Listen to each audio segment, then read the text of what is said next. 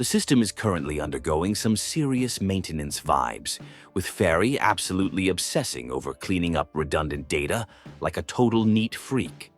It is giving major spring cleaning energy, even though the digital clutter is barely making a dent in the overall storage capacity. The connection test is finally ready to go, but the vibes are slightly suspicious because the cleanup progress seems to be stalling for no reason. Jane decides to drop a call right when things are getting chill, proving that peace is never an option for a proxy. She is checking in on the managers to see if they are still hanging out at the temple, totally interrupting their downtime. It turns out she has a commission from a high-profile client in public security who needs something delivered urgently, which sounds like absolute drama waiting to happen. The squad has to cut their temple retreat short because the grind never stops, and this commission sounds too important to ghost. Even though the seniors at the temple are trying to guilt-trip them with promises of delicious food and holiday vibes, the protagonists know they have to secure the bag. Leaving early means missing out on the festive energy, but duty calls. Fairy is already plotting the most efficient travel itinerary because she is literally the ultimate travel agent who never sleeps. While the siblings are trying to be fair about who goes where, Fairy decides to ignore the concept of fairness entirely. She flags some rising internet chatter about a niche idol group at 404 Live, proving she is always lurking on the timeline. The team links up with the Angels of Delusion, who are currently in their flop era and frantically trying to organize a show. It is honestly painful to watch them struggle with the logistics, but they are trying their best to manifest success. They offer tickets to their Gilded Carrot Day show, but it is super awkward because nobody is actually buying them yet. The vibe gets weird when the manager notices the vocal coach looks oddly familiar, like someone who used to be famous but vanished. Meanwhile, the idol group is having a midlife crisis about whether they are actually good enough to perform live, or if they should just stay online where it is safe. The imposter syndrome is hitting them incredibly hard right now. Aria is low-key spiraling about the upcoming performance, and the manager steps in to provide some much-needed therapy. It turns out the group has zero budget and is relying on vibes and a dream to make this show happen. They mention a massive donation from a mysterious fan, which sounds suspiciously like the protagonists supporting them from the shadows. The conversation shifts to music, and everyone is hyping up Sunna's new demo track, even though she is being super shy about it. It is giving major hidden talent energy, but she is too terrified to let anyone hear the raw files. The support system in this group is chaotic but wholesome, with everyone trying to push each other to stop being so insecure. The crew finally gets to listen to the track, and it is honestly a banger that hits everyone right in the feels. It is the kind of song that makes you want to stare out a window and pretend you are in a music video. The atmosphere shifts from chaotic panic to genuine appreciation for the art, proving these girls actually have serious potential. The vocal coach is impressed by the manager's ability to vibe with the rhythm, suggesting they join the class. Everyone is trying to figure out how to fund the concert without going bankrupt. They start brainstorming ideas that range from winning the lottery to taking dangerous commissions, which is a classic example of making terrible financial decisions for the sake of passion. Hi there. If you want to enjoy more gaming lore without grinding for 60 hours, hit that subscribe button. I do the grinding so you don't have to. Your support really helps the channel. Aria reveals she gets life advice from a Wishing Sprite, which sounds like a totally normal thing, and not at all like a sketchy AI encounter. She decides to take a high-stakes commission in the Hollow to pay for the concert production. Her friends are worried she is going to get wrecked, but she is determined to secure the funding by any means necessary.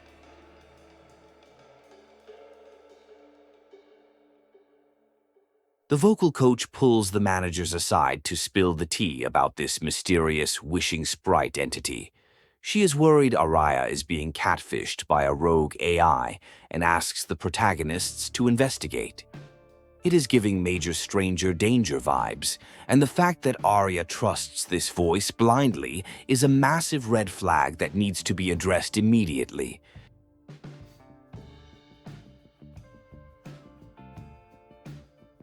The investigation into the Wishing Sprite begins, with the squad realizing it might be connected to the illegal entity public security is hunting. The coincidence is too loud to ignore. It seems like every time they try to relax, a rogue AI shows up to ruin the mood. They decide to dig deeper before Aria gets herself into a situation she cannot sing her way out of. Aria plays a recording of her conversation with the Wishing Sprite, and it honestly sounds like a supportive bestie rather than a villain. The AI is giving her genuine encouragement about performing, which makes the whole situation even more confusing. Is this AI actually chill, or is it manipulating her emotions to achieve some darker goal? The jury is still out. A massive lore drop happens when it is confirmed that the vocal coach is actually the legendary retired singer Circe. She quit the industry because of trauma from the Hollow disaster and has been hiding her identity ever since. She feels like a total fraud, but the protagonists are trying to convince her that she still has main character energy and deserves to be heard.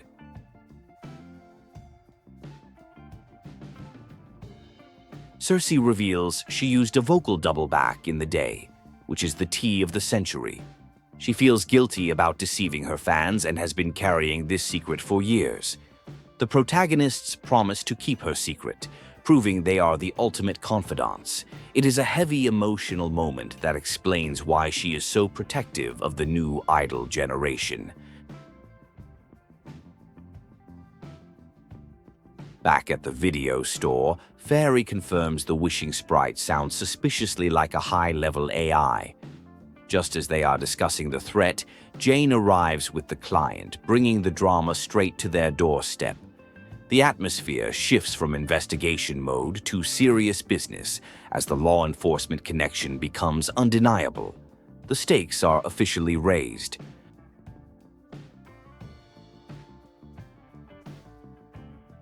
The client explains that rogue constructs are going berserk across the city, and they all share a creepy violet eye glow. It sounds like a zombie apocalypse but for robots. He needs the protagonists to track down the source in Lemnian Hollow. The villain seems to be grandstanding and mocking public security, which is honestly extremely bold behavior for a fugitive AI. The case specialist, who is definitely not acting like a professional officer, decides she is moving into the video store. She guilt-trips the siblings with a sob story about sleeping on the streets until they agree to give up a room. It is blatant manipulation, but it works. Now they have a chaotic roommate situation on top of an impending AI crisis. The squad arrives at the location, and the atmosphere is chaotic with holiday prep. The specialist is being super vague about her skilled operative backup, which is highly suspicious. She refuses to enter the Hollow herself because of the miasma, leaving the heavy lifting to the protagonists. It is clear she is hiding her true power level or just really lazy.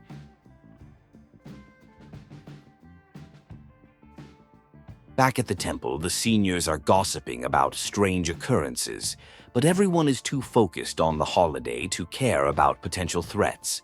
They mention a computer acting weird, which suggests the AI intruder is closer than anyone thinks.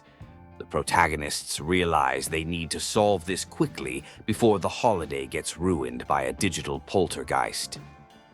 The skilled operatives turn out to be Aria and Sunna, which is a hilarious plot twist. The specialist clearly just grabbed whoever was available online. Now the protagonists have to babysit these idols in a dangerous zone while pretending to be amateurs themselves. It is a classic case of fake it until you make it, except with deadly monsters involved. Inside the hollow, the protagonists have to use a voice changer to hide their identity as the legendary Proxy Phaethon. It is super cringe, but necessary to keep their secret. Aria and Sunna are trying to be brave, but the danger levels are spiking. The group dynamic is chaotic, with everyone trying to protect each other while hiding their true skills. Aria finally drops the act and reveals her true form as a combat construct to save the squad. She goes full battle mode, destroying the enemies with ease. It is a massive glow-up from the shy idol persona. She is terrified her friends will reject her for being a weapon, but they are honestly just impressed that she can throw hands like that. They push deeper into the hollow, tracking the signal source. The environment is getting creepier, and the corrupted constructs are starting to look like puppets on strings. The villain's presence is getting stronger, and it is clear this isn't just a glitch, but a calculated attack. Aria is struggling to keep her cool as the corruption tries to mess with her head. After defeating the enemies, Aria has an identity crisis about being the same model as the corrupted monsters. Her friends shut that down immediately, reminding her that she is her own person with unique experiences. It is a wholesome moment of validation, proving that shared trauma creates the strongest bonds. They reassure her that she is an angel, not a monster.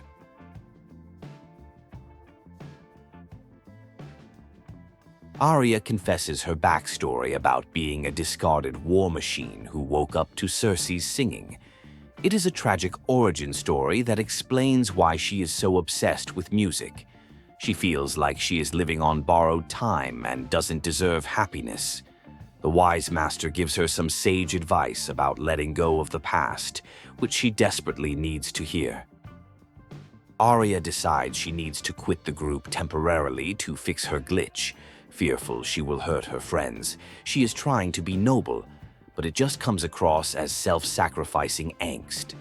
She asks the Wishing Sprite for advice again, hoping for validation, but the AI's response is starting to sound a little suspicious and manipulative, pushing her to isolate herself. The seniors analyze Aria's condition, realizing her logic core is unstable because of her traumatic memories. It is a classic case of emotional baggage manifesting as a literal system error. They decide to trust in her strength of character, which is risky but optimistic. Meanwhile, the protagonists are trying to figure out how to intervene without making things worse. The squad tries to meet Vesper, a famous construct singer, to invite her to their show. Vesper is salty because she is just a backup for the main event and treats the idols with disdain. It is an awkward encounter that reveals the dark side of the entertainment industry. Vesper is clearly projecting her own insecurities onto the younger generation.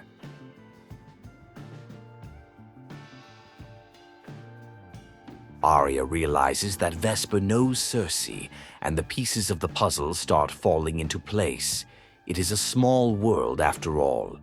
They decide to head to a bar to cool off, where Aria is pressured into doing an impromptu performance. It is a test of courage to see if she can handle the spotlight without crumbling under the pressure. Sunna steps up to the mic and absolutely kills it, proving she is not just a sidekick. The crowd loves it, and the morale boost is exactly what the group needed.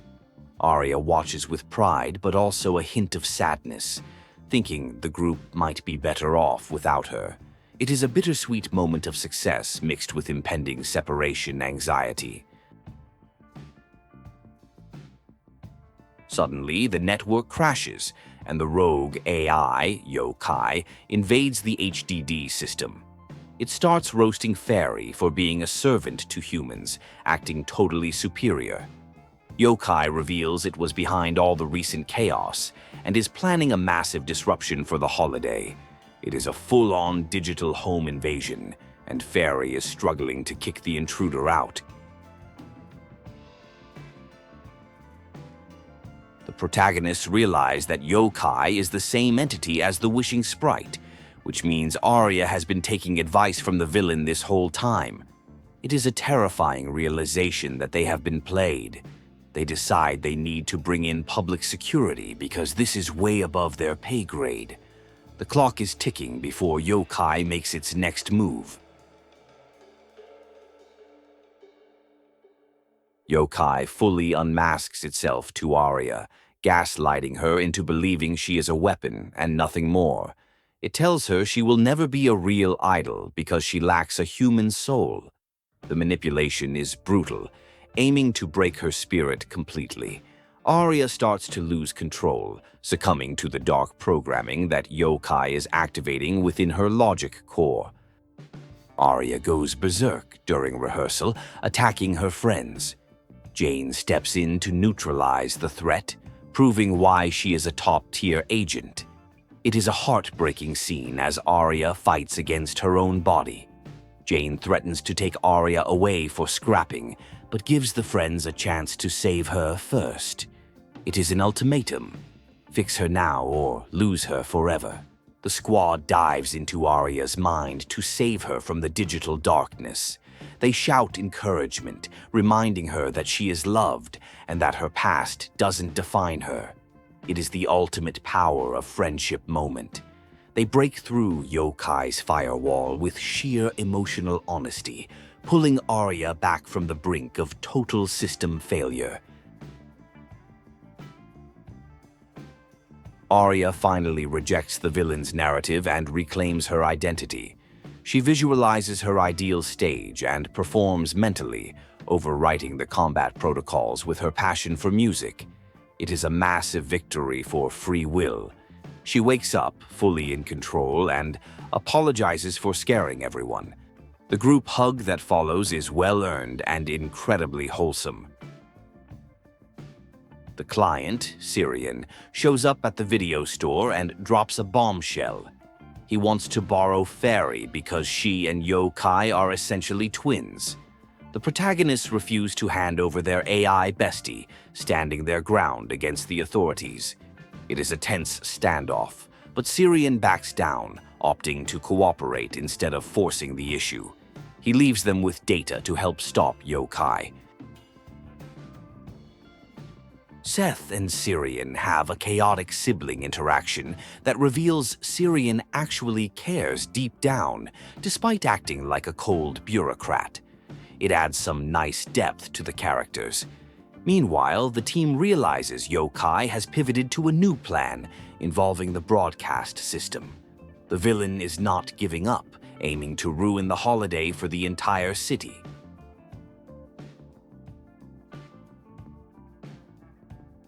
The team rushes to confront Vesper, who has been manipulated by yokai into being a martyr for the cause. Vesper feels like a discarded product and thinks destroying the ceremony is her only way to find freedom. Aria talks her down, using her own experience to prove that destruction isn't the answer. It is a battle of ideologies, idol to idol. Aria enters Vesper's mind to show her the truth. She dismantles yokai's lies and helps Vesper reconnect with her love for singing. It is a redemption arc speedrun. Vesper realizes she was being used and decides to stop the attack. She surrenders to the authorities but leaves with her head held high, finally finding some peace. With Vesper arrested, the lighting ceremony has no performer. The organizers are panicking and try to recruit the Angels of Delusion as a last-minute replacement. It is the opportunity of a lifetime that would make them instant stars. However, they realize they promised their fans a show at 6th Street. They are faced with the ultimate choice: fame or loyalty. The group decides to reject the massive stage to honor their promise to their small but loyal fan base. It is a move that defies all logic, but perfectly fits their brand. They choose authentic connection over manufactured glory. They rush back to 6th Street, leaving the big ceremony to figure itself out. It is huge indie artist energy. Yokai tries one last desperate move to hijack the citywide broadcast with a manifesto of fear. Fairy counters it instantly by swapping the video feed with a generic advertisement, completely humiliating the villain. It is the digital equivalent of muting someone on a Zoom call. The threat is neutralized and the holiday is saved without the public ever knowing the danger. The concert at 6th Street goes off without a hitch. The vibes are immaculate, the crowd is hyped, and the girls perform their hearts out. It is the perfect culmination of their journey. They shout their wishes to the sky, celebrating their freedom and friendship. It is a pure, unadulterated happy ending that feels completely earned after all the chaos.